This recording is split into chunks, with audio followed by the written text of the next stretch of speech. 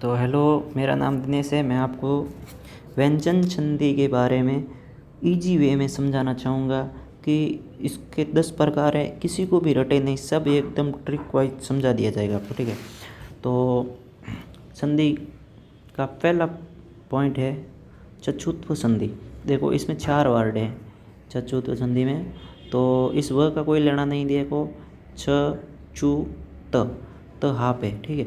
तो देखो, इस स को ये स मान सकते हैं, ठीक है। और इस त का त वर्ग रहेगा, ठीक है। त का त वर्ग नहीं रहेगा, वर्ग छू में रहेगा। देखो, वर्ग छू वर्ग जुड़ेगा और ये स वर्ग जुड़ेगा। तो इसका मतलब इसका संधि का स्थल पूरा बनेगा ना, लास्ट में जाके इक्वल टू में जो भी बनेगा ना, वो क्या बनेगा। देखो, छ छ छ झ मतलब 6 वर्ग पूरा बनेगा। 6 वर्ग अब याद कैसे रखें इसको। 6 वर्ग, देखो ये सूत्र से ही पता चल जाएगा, छू दिया हुआ है। तो 6 वर्ग का जिसमें विच्छेद मिलता है वो चतुत्व संधि में होगा, ठीक है। तो ऐसे अपन याद कर सकते हैं। और आगे स और त होंगे, वो भी इस सूत्र में त दिख रहा है और इस स से थोड़ा सा स्मॉल होता है, वो स होता है, ठीक है। स सड़क वाला।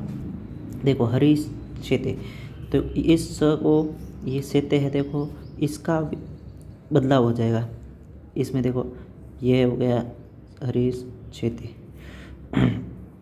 ये त का बदलाव हो जाएगा। देखो, त है, छ जुड़ा है पीछे, तो ये छ में कन्वर्ट हो जाएगा। ये हो गया छ में कन्वर्ट, त ही छ में कन्वर्ट हो गया।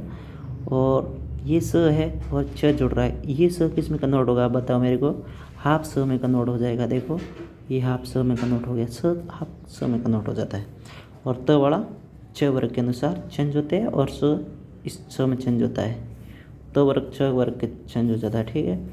अब चतुत्व संधि 2 नंबर प्रकार है चतुत्व संधि। स और त वर्ग तो इसमें होंगे, अपन को पता ही है। देखो, ये स बना है तो छ और ये त अपन को पता ही है। स और त तो फिक्स है, सत मान के चलो। और टू वर्ग, टू का मतलब 2 वर्ग, पूरे वर्ग के बारे में बात कर रहा है। और वह भी दिया है इसने, छ दिया है। वह का कोई लेना देना नहीं है, लास्ट वाले का मैंने उसमें भी बोला था, फर्स्ट में भी। तो देखो, सत छ ट वर्ग, तो इसका भी पूर्ण संधि स्थल पे लास्ट पे जो भी इक्वल टू में बनेगा फॉर्मूले में, वो क्या बनेगा। देखो, छ, ये छ तो एक बनेगा ही, और ट वर्ग पूरा बनेगा इनमें जोड़ने के बाद। ये सब कब बनेगा, जब ये स होगा तब ये स में बदल जाएगा। त वर्ग के पीछे जो भी जुड़ेंगे ना ट वर्ग वाले, तो वो ट वर्ग में बदल जाएंगे, ठीक है। एग्जाम्पल देखते हैं अब इसके। एग्जाम्पल, राम स, देखो स वर्ग है तो स ये बढ़ जाएगा हाफ स में। द है त वर्ग, तो ट वर्ग में बदल जाएगा। और वर्ग में उसी वर्ण, वही वर्ण रहेगा। स है तो वापस स में ही रह गया, स में ही रह गया, ओके। तीसरा प्रकार जसत्व संधि। व्यंजन जसत्व व्यंजन संधि। देखो, अब इसको कैसे याद रखें। देखो, बहुत ज़्यादा लिखा हुआ है, इससे तो समझ में आएगा नहीं। कंपटीशन का दौर है तो सब समझना ही पड़ेगा, रट के कितना सा करोगे। देखो, ज से, देखो ज लिखा हुआ है, तो ज से अपन को याद रह सकता है कि ऐसा क्या हो सकता है कि ज क्यों लिखा है इसने आगे। देखो, ज का मतलब छ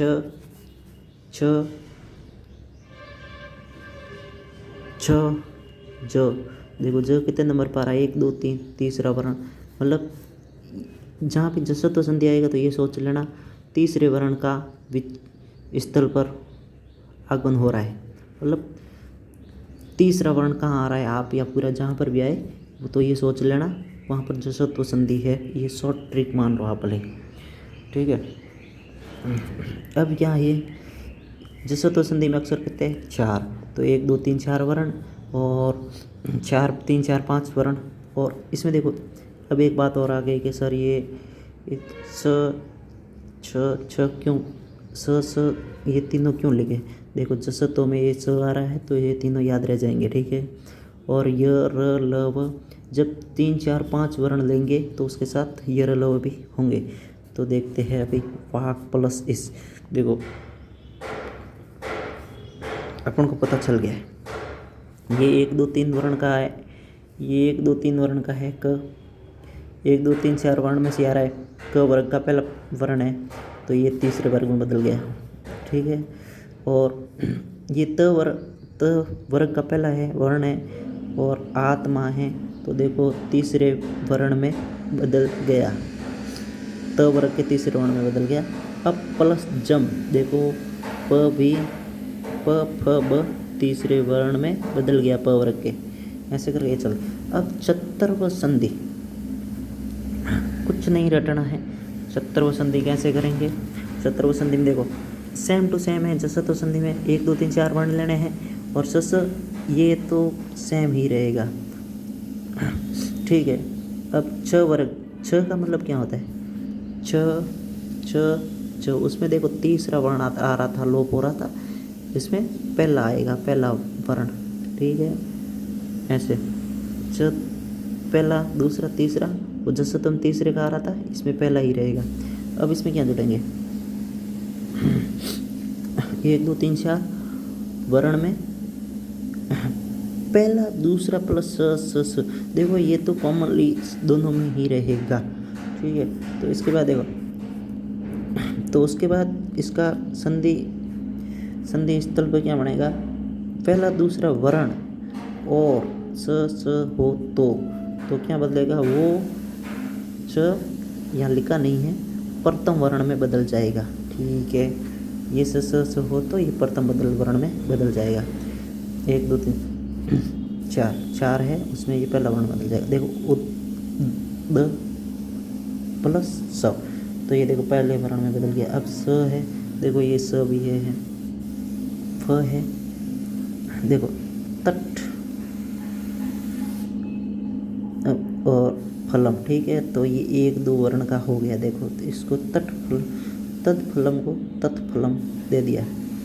अब रहा षड खाद्यान्नी, ये क वर्ग का द्वितीय वर्ण है, तो इसको भी षड, तो ये अपने आप प्रथम में चला जाएगा। प्रथम वर्ण, देखो प्रथम वर्ण जाएगा वो चतुर्व संधि में और ज में जाएगा तृतीय में, और चतुत्व में पता ही है ट वर्ग पूरा जुड़ता है, और च और त में ये हुई अनुनासिक संधि। अनुनासिक संधि, अब सर अनुनासिक संधि, देखो अनुनासिक संधि को कैसे याद करें? क च ट त प वर्ग का 5वां वर्ण। ठीक है, क च ट त प प्लस वर्ग का 5वां वर्ण, तो ये पंचम वर्ण में बदल जाएगा। अब इसको कैसे याद करें? जैसे कि एक लड़का है, थोड़ा डिफॉल्टर टाइप का है, तो वो स्कूल में अनुपस्थित रहता है तो वो सबसे पीछे रह जाता है, मतलब एग्ज़ाम में नंबर कम आते हैं, सब तरीके से वो पिछड़ जाता है। तो मतलब पिछड़ता है तो सबसे लास्ट वाला अक्षर लास्ट में रह जाता है, बैक रह जाता है, सबसे पीछे से टॉप रहता है। तो यही सोच लो, सबसे पीछे से क वर्ग का सबसे पीछे का, ट वर्ग का, त वर्ग का, प वर्ग का, सबके पीछे वाला अक्षर कौन सा है? मतलब पंचम वर्ण का लोप हो जाता है अनुनासिक में। अनुनासिक में अनु उपसर्ग होता है ना, तो वो अनुपस्थित में ले लिया हमने। याद करने का तरीका है, अपने माइंड में सेट कर लो आप। एल प्लस मुरारी, देखो ये त वर्ग का है, तीसरा अक्षर है, मुरारी है। ठीक है, तब देखो ये अनुपस्थित रह गया। अनुस्वार संधि कैसे हो जाएगी? देखो वर्ग का 5वां वर्ण ही आएगा इसमें, तभी बोला इसने वर्ण का 5वां वर्ण ही आएगा। 5वां कैसे आएगा? अनुपस्थित, तो लास्ट में जाएगा। ठीक है, द, तो ये न में बदल जाएगा, ट है तो न में बदल जाएगा, त है तो न में बदल जाएगा। ठीक है, त न। ठीक है, अब आ गई लत्व संधि या प्रश्न संधि भी बोलते हैं इसको। यहाँ त है तो त वर्ग दे दिया और ल है तो साथ में ल जोड़ दिया, तो ये ल है ना, ये हाफ ल में रहेगा। मतलब ये पूर्ण रूप से जो बनेगा ना वर्ग शब्द बनेगा, उसमें ल का हाफ ल आ जाएगा, तो समझ लेना लत्व संधि है। ठीक है, तद प्लस लेन तल्लेन, देखो ल आ गया, त वर्ग है, त वर्ग का तीसरा वर्ण द दे दिया इसने। महत है, त वर्ग है, लाभ है, लाभ का महल लाभ हो गया। कुशान कुशान लाती है तो न है, त वर्ग का 5वां अक्षर है तो ये त वर्ग के पीछे ल जुड़ा है तो ये आप ल और कैपिटल ल हो गया। अब रही अनुस्वार संधि, ठीक है। इसमें कोई ट्रिक की ज़रूरत नहीं है मेरे हिसाब से। अनुस्वार में अपन बोलते हैं ना अहम, आवाम, जैसे ये अहम लिखा है ना, इसमें ऊपर बिंदी है तो ये पंचम वर्ण रहता है उसका अनुस्वार, ठीक है। देखो जैसे हरियम है तो म, इस अनुस्वार का मतलब म है तो ये म ही अनुस्वार में बदल जाता है। इस संधि का यही मतलब है, ठीक है। अब रही अनुस्वार प्रसरण संधि।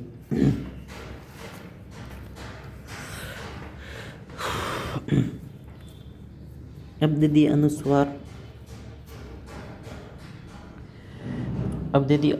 अनुस्वार प्रसरण संधि। देखो अनुस्वार का मतलब क्या हुआ, अनुस्वार का मतलब होता है ऊपर ये बिंदी, ठीक है।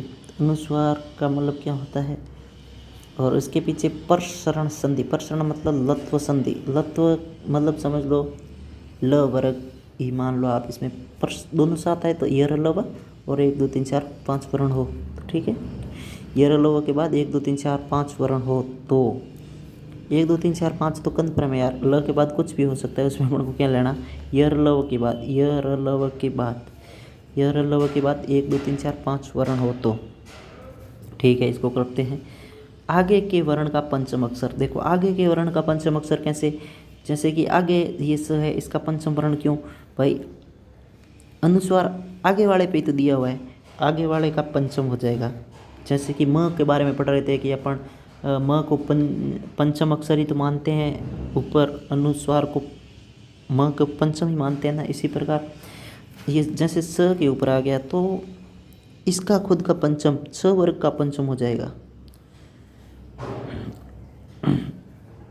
ठीक है। च वर्ग का पंचम ज हो जाएगा, ठीक है। अब कुठित, ठित का नित हो जाएगा कुंडित, ठीक है। इसको वापस समझ सकते हैं, आपको समझ में ना आया तो मैंने थोड़ा गलत से बोल दिया होगा कि इस का बोला था कि इस ज का पंचम होगा। देखो पंचम वर्ण, आगे के वर्ण का पंचम अक्षर, जहाँ भी हलंत है तो वहाँ पंचम वाला ही मैटर होएगा, ये ध्यान रखना। जहाँ पर हलंत है, हलंत नहीं सॉरी अनुस्वार है, वहाँ पंचम का ही लोप होगा। यहाँ पर भी होगा तो कुंठित। अब ये जो जुड़े हैं ना, ये 1 2 3 4 यर लव के बाद कुछ भी छूट सकते हैं, 1 2 3 4 5, उससे 1 2 3 4 5 वर्ण हो तो पहली बात तो ये पूरा ही हो गया, ठीक है। अनुस्वार यर लव के बाद 1 2 4 वर्ण। अब पूर्व स्वर्ण संधि, इसको कैसे करें। देखो पूर्व का मतलब क्या होता है, पूर्व श्रवण संधि। देखो श्रवण संधि के एक पर श्रवण संधि आ गया। पूर्व का मतलब होता है पहले, ठीक है। पूर्व श्रवण विधि, पूर्व मतलब 1 2 3 4 और श्रवण में ह, ठीक है। पूर्व श्रवण तो इसमें तीसरा वर्ण आ जाएगा और इसमें चौथा वर्ण आ जाएगा, ठीक है। एग्जाम्पल के माध्यम से हम इसको कंफर्म करते हैं। जैसे वाक फल मतलब पूर्व श्रवण में याद रखना है दो अक्षरों का, वर्णों का बदलाव होगा इसमें, ठीक है। पूर्व श्रवण में, पूर्व में पहले वाले में भी होगा और ह वाले में भी होगा। 1 2 3 4 वर्ग के अक्षर होंगे इसमें पूर्व में। देखो ऐसे ही मान लो 1 2 3 4 होंगे, उसमें भी चेंजेज होगा और ह में भी, ह भी चौथे वर्ण में बदल जाएगा, ठीक है। छ किस वो बदलेगा किस अनुसार, इसमें से कौन सा दिया हुआ है उसके चौथे वर्ण के अनुसार वर्ण उस वर्ग के अनुसार बदलेगा यह, ठीक है। वाक प्लस हरि तो क वाले चौथा अक्षर बन जाएगा, यहाँ पर घ बन गया और ये खुद तीसरे में बदल गया और ह खुद चौथे में बदल गया, ठीक है। 3 4, ठीक है। किसी ने पूछा कि दिशाएं कितनी होती है भाई, कि दिशाएं 4 होती है, 3-4 होती है यार, कन्फ्यूजन है। तो इसी तरीके से आप याद रख सकते हैं इसको। 3 वर्ण कब आएंगे, जब 3 1 2 3 4 और को 4 वर्ण। देखो आप इतना याद रख लोगे ना तो भी ये अपने आप याद आ जाएगा। ठीक है कि जैसे कि एग्जाम में कैसे देगा ये वाघ प्लस हरी, तो आप समझ लेना यार अपन ने चौथा वर्ण के बारे में कहाँ अध्ययन किया था। यहाँ से चौथे के बारे में आप सोचोगे कि कहाँ पढ़ा था, तो आप सोचोगे 3-4 दिशा के बारे में पढ़ा, तो दिशा में पूर्व आता है ना, तो पूर्व श्रवण हो सकती है। तो ऐसे ऐसे आप याद कर सकते हैं।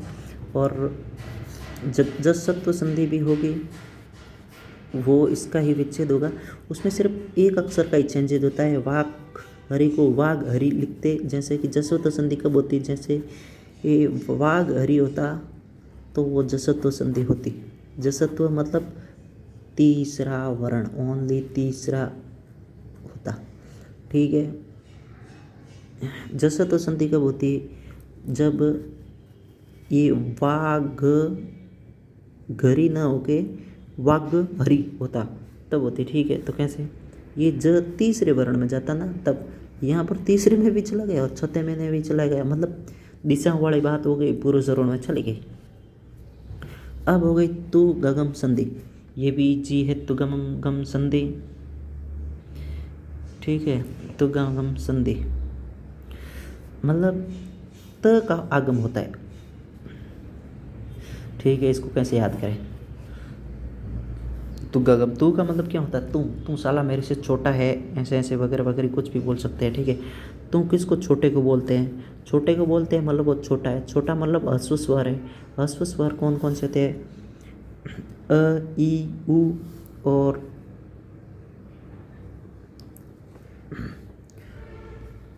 छोटे में च चटकोण वाला देख लो, च छाया वाला। ठीक है, तो अब इसको याद कर देते हैं, शिव छाया।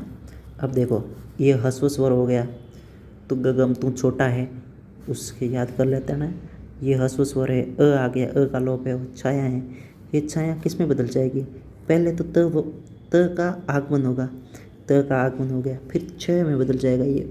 ठीक है, छ वर्ग के पहले अक्षर में बदल जाएगा और ये भी छ में बदल जाएगा। ठीक है, इसी तरीके से ये मैंने संधि को बहुत अच्छे तरीके से बताने का आपको प्रयास किया। आपको समझ में आए तो चैनल को ज़रूर सब्सक्राइब करें और लाइक कमेंट करें। Thank you. और साथ साथ लिखना ज़रूर, नोट्स बनाते रहना, ताकि इस कंपटीशन के दौर में रटने से कुछ नहीं होगा, बट समझ के करो और अपने माइंड में सेटअप बैठा लो। Okay, thank you for watching.